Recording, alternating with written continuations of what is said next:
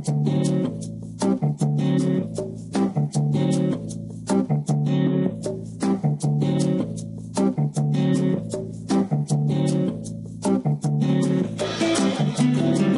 will use the time to spend some words on an area where we have worked already since a few times. And this area is, for example, especially dedicated to the UDF functionality. I will show you some small parts.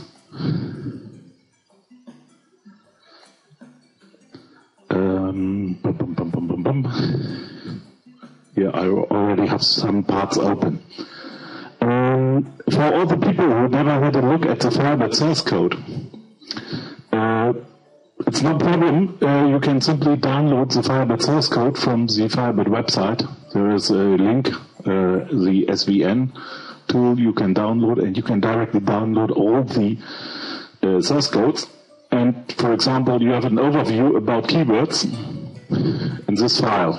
It is a Firebird 2 tree I have here on my machine. It's a source DSQL keyword.cpp.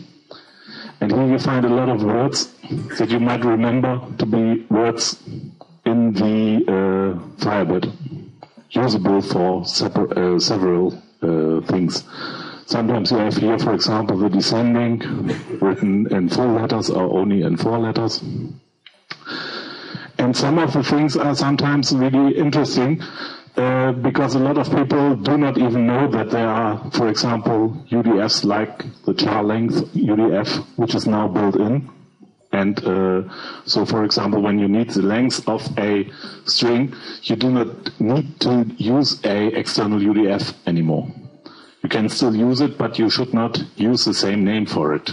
For example, there are some internal functions which might be already used by UDFs in the past. For example, one of the functions sometimes in the same name that was used is a mod function.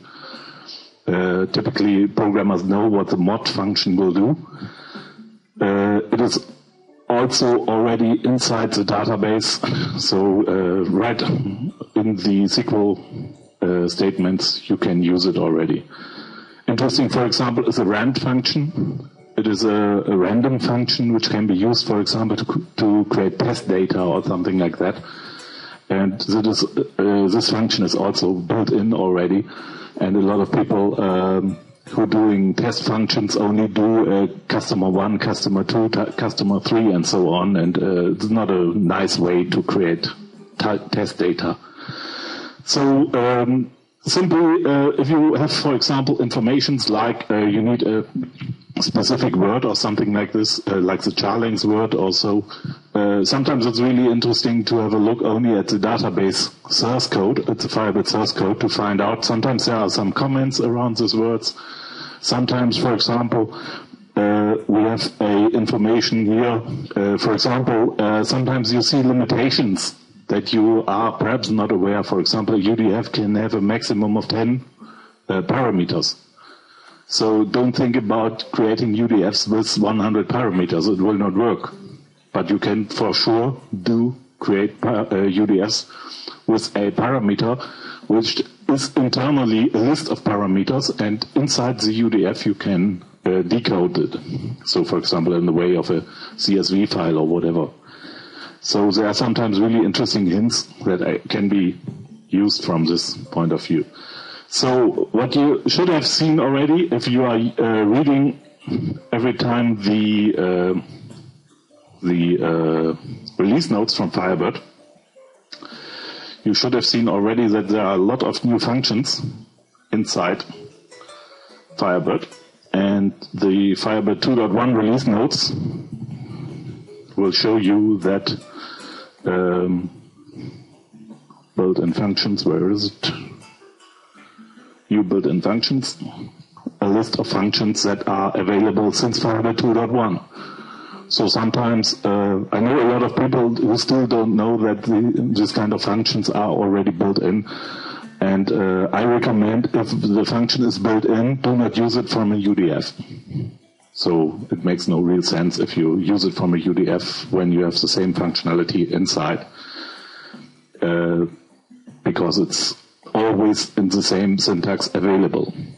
You will definitely always find some functions that you would really love to have in the database available. And we have, for example, a lot of customers who are asking us for specific functions which sometimes handle functionalities which are not typical programmer functionalities. So, for example, there is no official library for that. And due to this fact, we had already sometimes implemented UDFs for customers specialized on their needs. So, for example, we have made a UDF library for Beat Server company, for example, and we currently have a UDF library asked by a customer who wants to have a UDF library which decodes RTF, rich text columns, rich text to a plain text. So he does not want to store both informations inside the database. He simply wants to have the RTF to text functionality inside a UDF. And we just received from this customer the order to make this. And in that case, we are often in the area where we have to think about how we make it. And how we make it makes, in general sense, that we think about also future enhancements and future possibilities. And in the past, I would most of the times use Delphi for creating UDFs. It works really fine. Delphi has no problem to write UDFs. For example, if you are using the Ball and C++ compiler, it has some really strange ways to allocate memory. So it's in some areas really hard to write a UDF with Ball in C++. With Microsoft C++ and other C++ compiler, you might not have this problem. But the Ball in C++ compiler in some areas has really strange ways to allocate memory. And we found out in a customer project where a programmer used the Ball in C++ compiler for this, that it did not work really nice. It was not usable in a multi-user environment, really reliable. So we decided to have a look at possible development environments where we can write UDFs. And one of the environment that can be used is Microsoft Visual Studio. From my personal perspective, I do not love the C++ language. And when I think about using something like the .NET environment for writing UDFs, from my perspective, simply forget it. It's no way in this direction you should use. So you need an environment that should be used, that should be able to create binaries, physical binaries that really can be attached to the Firebird system. And one platform that we might have used already in projects in the past is, for example, where is it? A free ad hoc library. Christoph Teuring is also here in the house. He just released yesterday, I think, a new version. So everybody who was not on his website since yesterday will now already find that the free ad hoc Carnival edition was published. And don't not know if everything is made serious inside this Carnival edition. But if you come from the area nearby Cologne, or around Cologne, it's sometimes hard for people to miss the Carnival there. Christoph creates this library for Windows, Windows 64, Linux, AMD 64, Mac OS X, Intel, and so on. For other platforms, he can build the product, but it's only on demand. Christoph always, as far as I heard from him, always tests his new UDF also with interface with all versions, but also with Firebird. So it depends. When you see, for example, a problem, please also report the problem, the environment where you use it on. But the target, Windows 32, Windows 64, Linux 64, and Mac, was the same target that we have projected for our platform for the customer needs. Since we know, even if we now are satisfied with the 32-bit version, next week the customer asks, I just need the same thing for 64-bit. And when we have to say, we written the UDF with Delphi, and we have to wait for the Delphi 64-bit edition, perhaps next 2 years or so, it's no good idea to have a customer waiting for the 64-bit edition of a tool so long time, since we are really interested in charging the customer money for our work, and we do not want to wait for charging the customer for 2 years.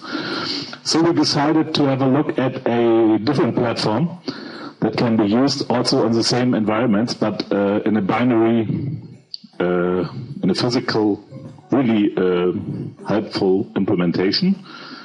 Where do I have it?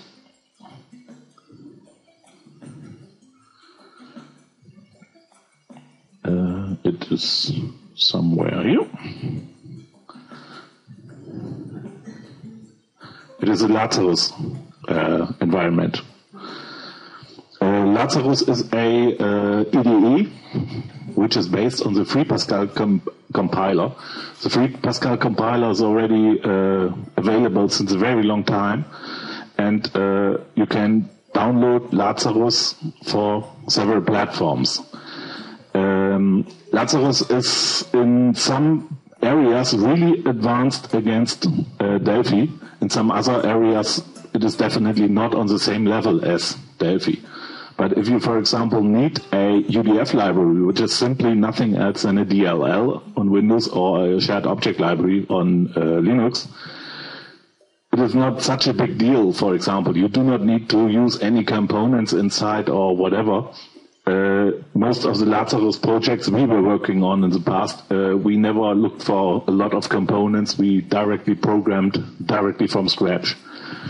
And one of the major advantages of Lazarus is that this Lazarus version, for example, I just installed,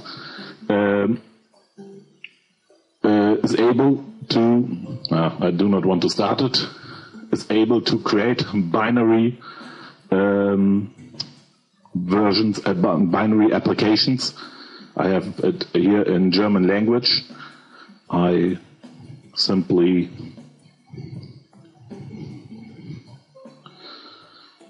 store it, the file, and I do the same typical thing as you have perhaps done when you are working with Delphi since a lot of years. Show message. Hello world. Sometimes not so easy to write with one hand. And show message. Perhaps I should write it correctly. And it creates a 64-bit application. So a 64-bit application has some advantages, not only the advantage that when you're looking into the task manager on a 64-bit Windows system, you will see on the 32 here that this application is running in 32-bit mode, but the project one that I just have created is running in the 64-bit mode.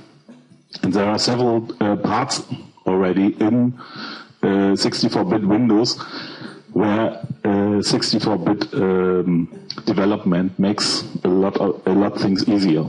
For example, it's no problem, for example, to run a service also in 64-bit Windows with 32-bit compiled. But if you need, for example, a 64-bit DLL, you cannot use a 32-bit compiler. Definitely will not work. And since we are using the DLLs for the Firebird environment, we have all the possibilities to use the Lazarus environment. I just want to give you an overview regarding the components. A lot of people think or thought that regarding the available components, you are somewhere in the area Delphi 2 or something like that. So a lot of components that are available in newest Delphi versions are not available in Lazarus. But there are also a lot of components available in Lazarus that are not in Delphi, in any Delphi version, for example. And you have one of the advantages, you cannot only use it in Windows 32-bit and Windows 64-bit. It is also possible, for example, to use it on Mac.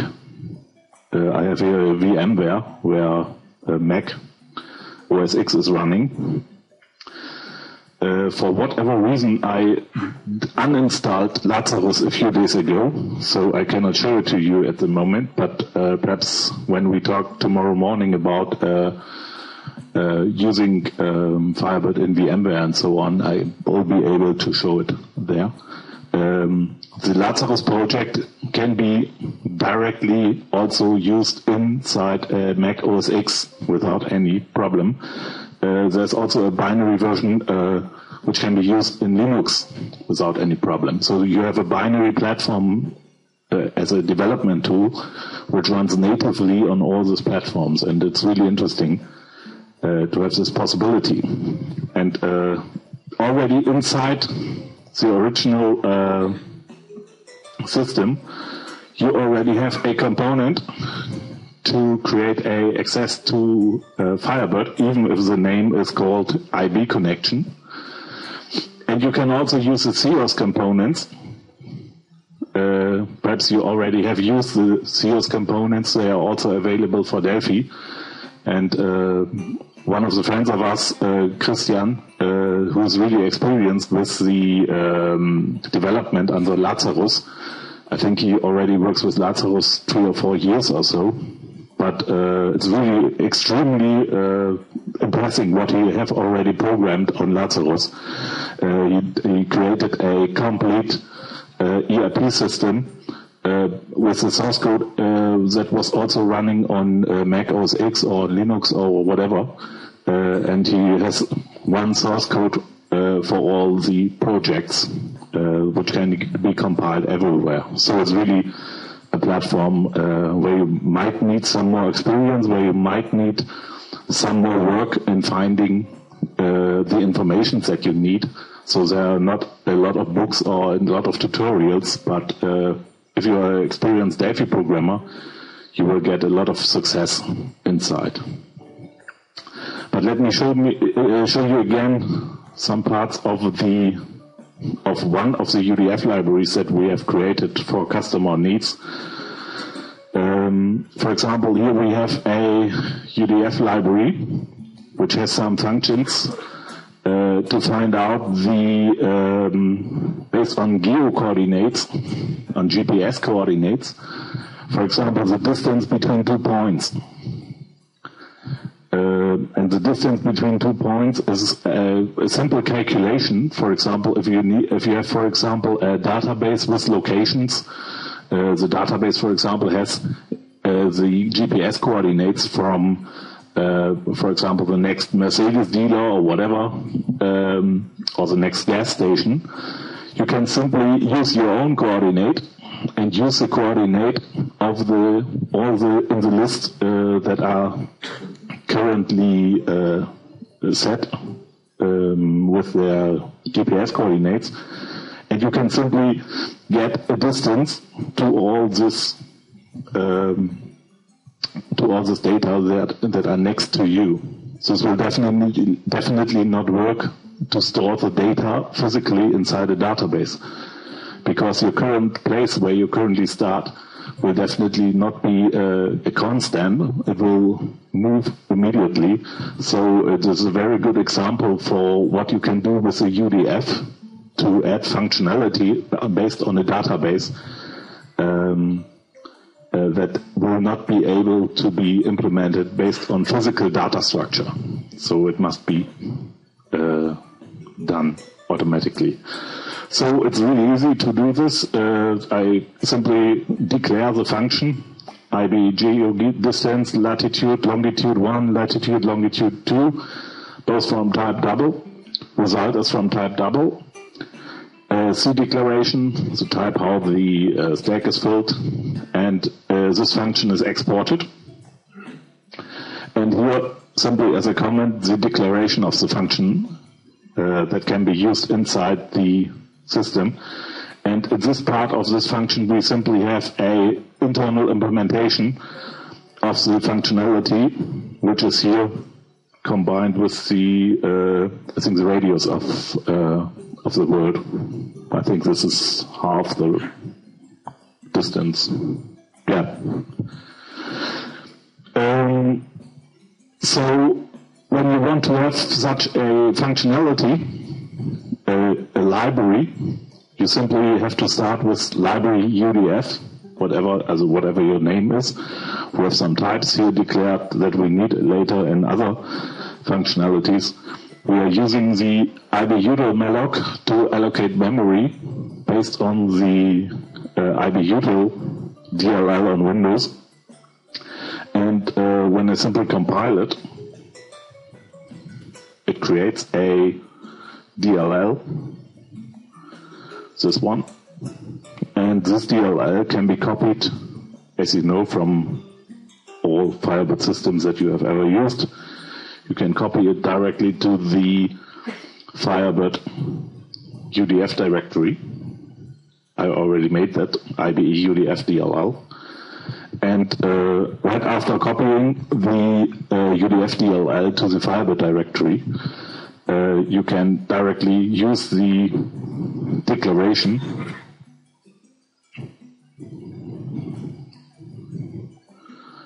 for example, this declaration here.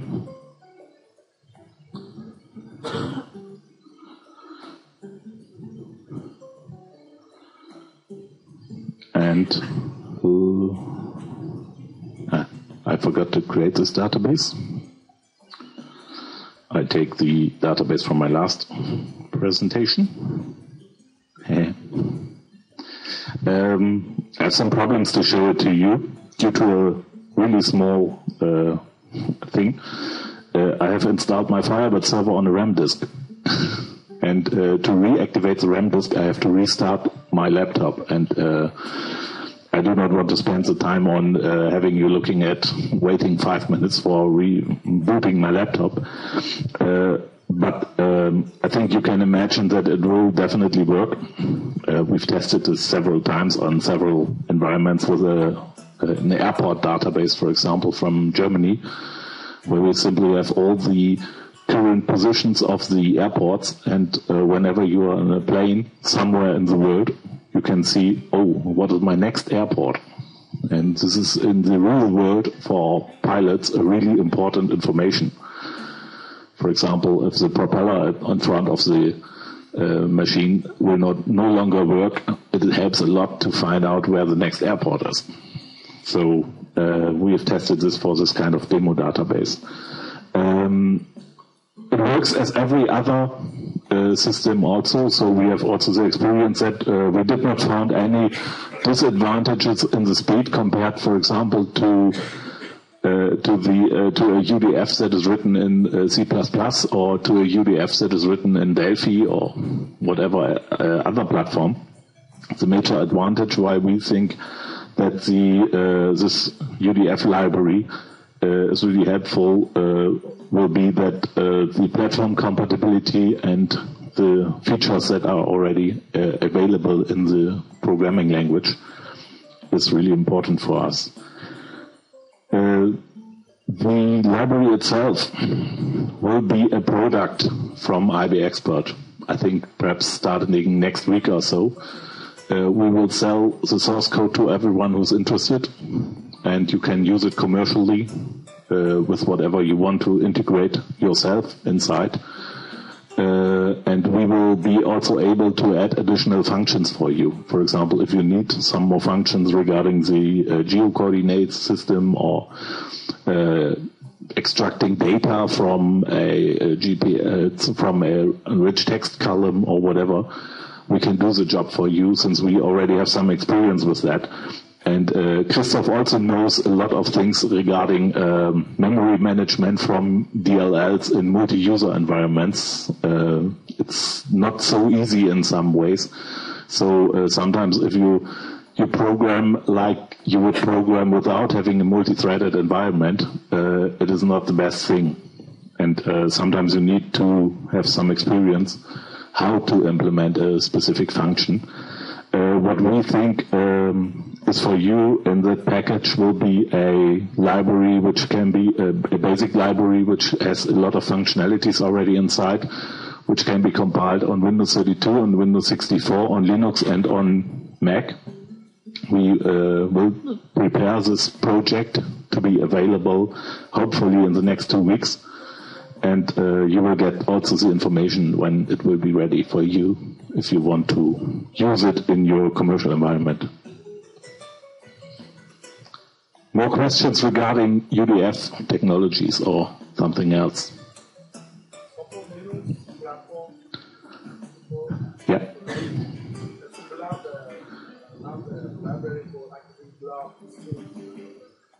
We will also have some examples regarding blobs, definitely, because we know that blob handling from a UDF is definitely important, and it will not help if you try to use blob functionalities without having a robust architecture behind that. Pardon? Problem of Firebird data. Have any problem with memory manager or currently, until now, we have not found problems with memory manager because in general we are using the malloc function from the IBUtil, so we use the most of the memory get mem functionality we use from this library. Okay. Yeah.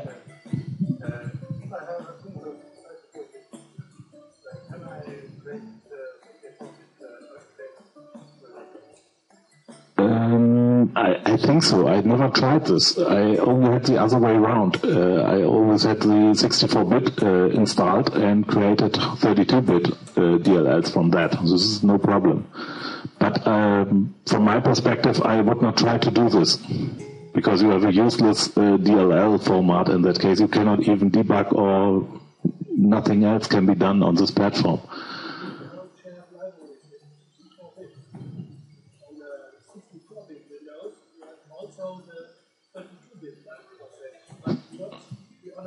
Yeah. A lot of people might perhaps already had a look at their Windows system and thought about what the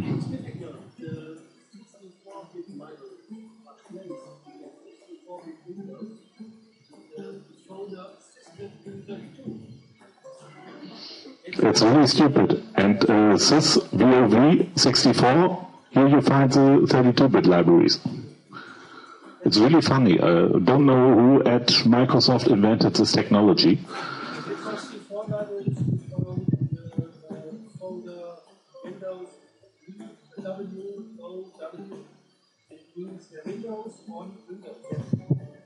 You can see it on the screen already.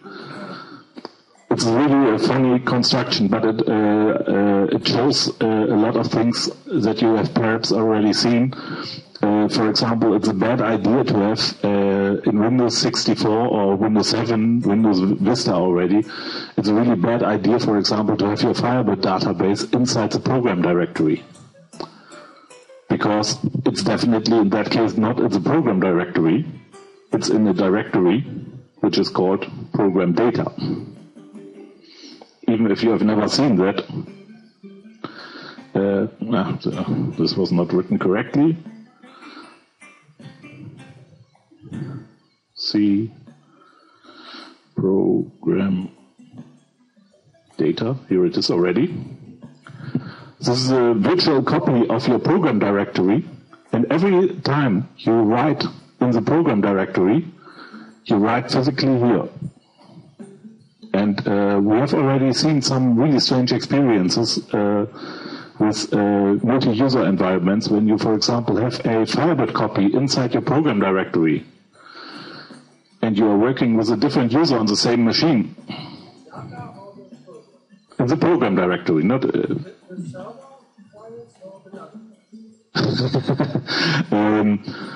I have to recapitulate. I found this situation at a customer. I do not remember exactly what the reason was, but we have a system where the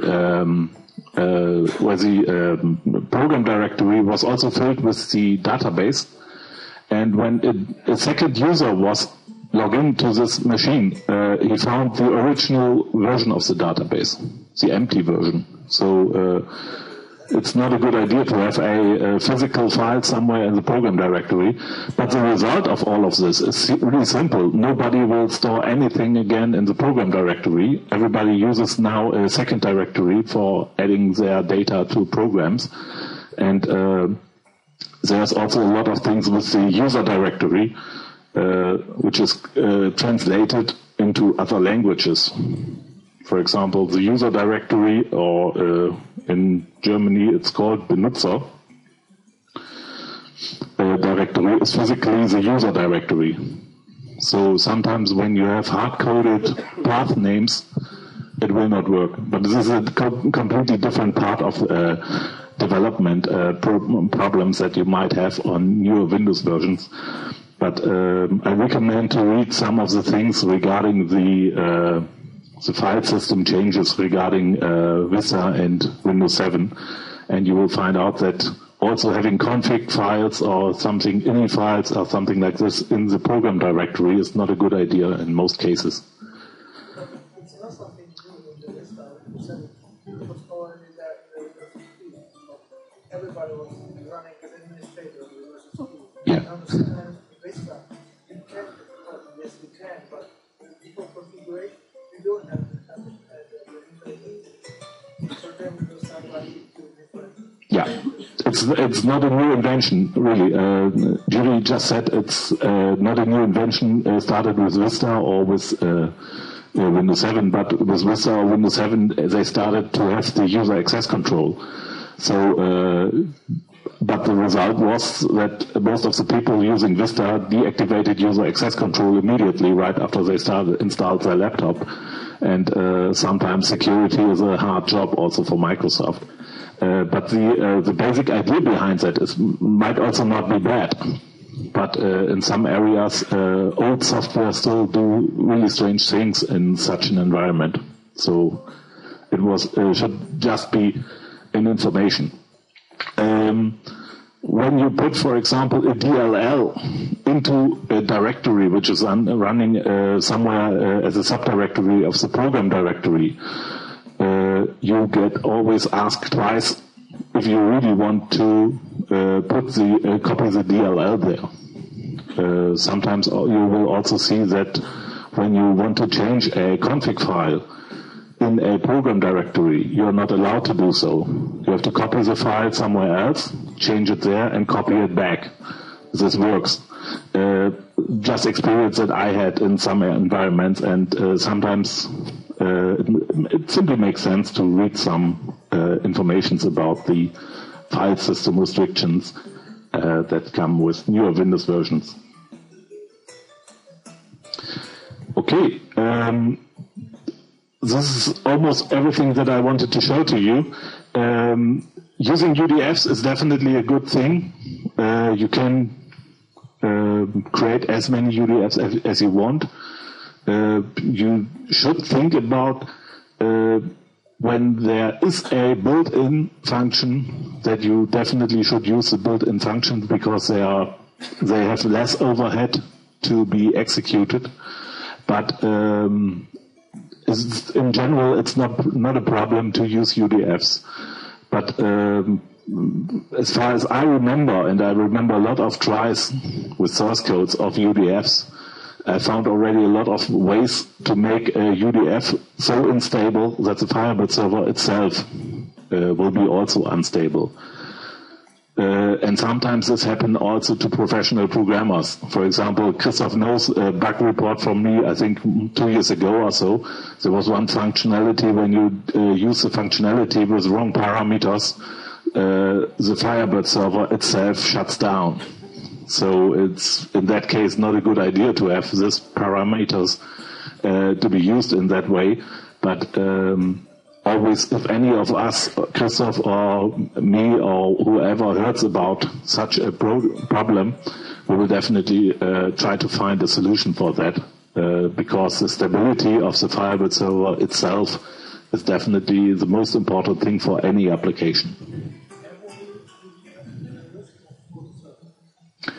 Yes, every UDF can be a risk for the server, because every time when you are testing a UDF, you might have 1,000 tests, and the 1,001st test will result in an error. But you think 1,000 tests are enough.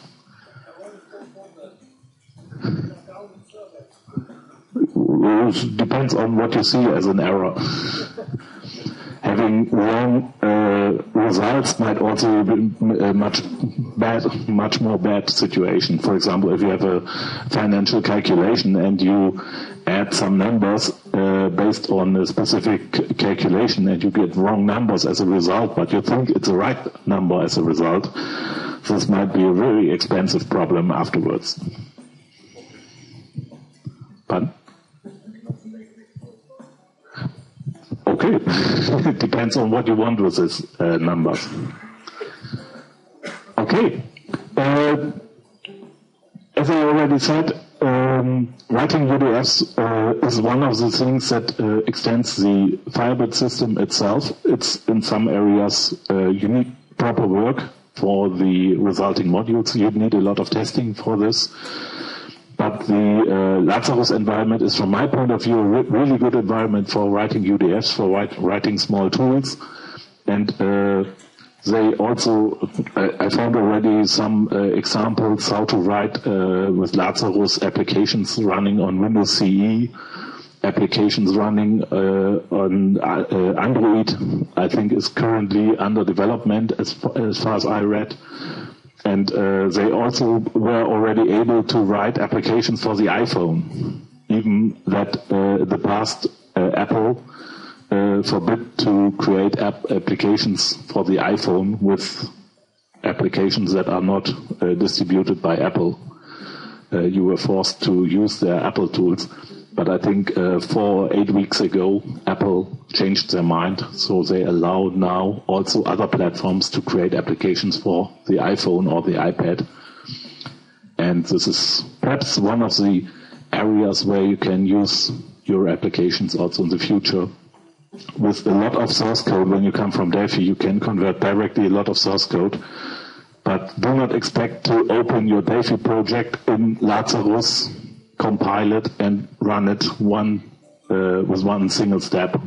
It will be a dream. It will definitely not a good way.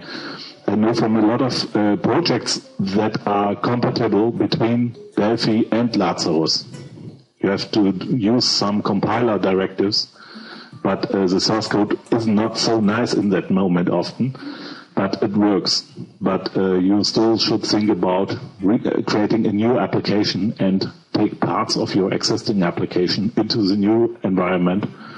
And when you do it part by part, it is definitely the better way compared to compiling the whole system already based on the existing source code. If it would be so easy, we would not have still using Delphi 5 for creating IB Expert. So Delphi 5 is still the platform that we are currently creating IB Expert with.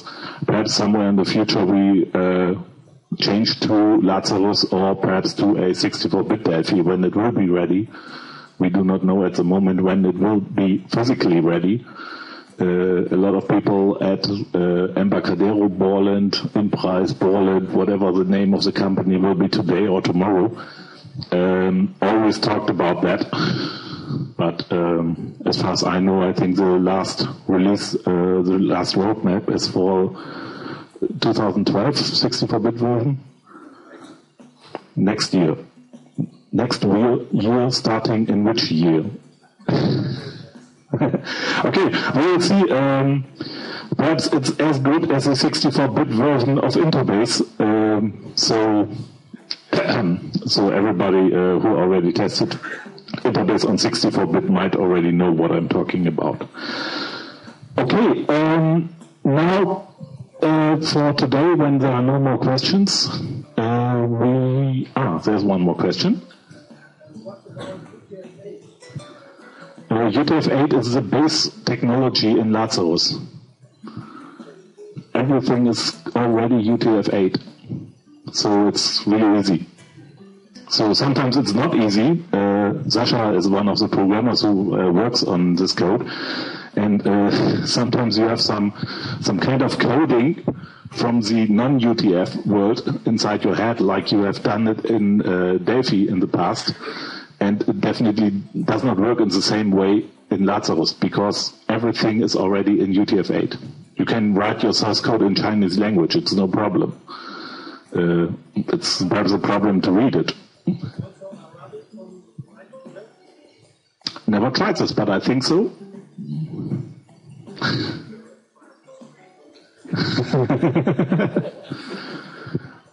This always depends on your needs.